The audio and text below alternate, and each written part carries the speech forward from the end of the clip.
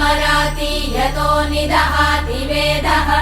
स नः पश्यदति दुर्गाणि विश्वानावेव सिन्धुं दुरितात्यग्निः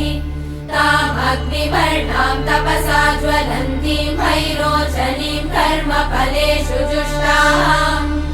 दुर्गां देवीगुं शरणमहं प्रपद्ये सुतरसि तरसे नमः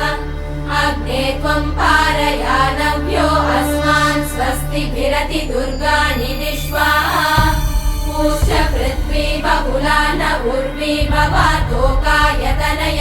शम्योः विश्वानि नो दुर्गः जातवेदः सिन्धुन्न नावादुरिदातिवर्षि अग्ने अत्रिवन्मनसा गृणानोऽस्माकं बोध्य